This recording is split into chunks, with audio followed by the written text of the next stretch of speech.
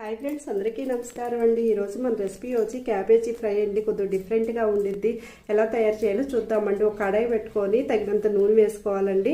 7-8 చిన్నులపాయ రెబ్బలు వేసుకోవాలండి. 2 ఎండుమిరపకాయలు గిల్లేసుకొని 2 స్పూన్లు తాలింపు గింజలు వేసుకోవాలండి. ఇవి వేగిన తర్వాత సన్నగా తరుక్కున్న క్యాబేజీని వేసుకొని తగినంత ఉప్పు పసుపు వేసుకోవాలండి. వేసుకొని సిమ్లో పెట్టుకొని ఒక 20 నిమిషాలు మగ్గించుకోవాలండి కూరని. మనం ఇది పచ్చి క్యాబేజీ వేస్తున్నాం కదండి, టైం పట్టిద్దండి. ఆ తర్వాత వేరే కడాయి పెట్టుకొని 2 స్పూన్లు వేరుశనగ పప్పు వేసుకొని వేగించుకుంటూ ఉండాలండి.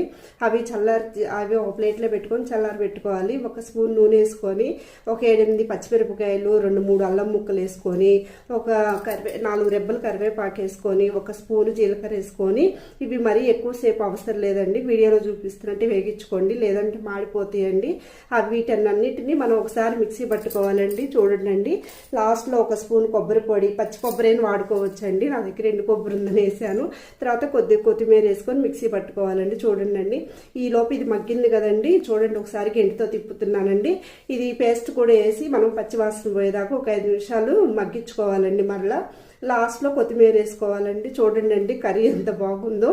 ఇది అన్నంలోకి బాగుంటుందండి, చపాతీలోకి బాగుంటుందండి. వీడియో నచ్చినట్లయితే లైక్ చేయండి, షేర్ చేయండి.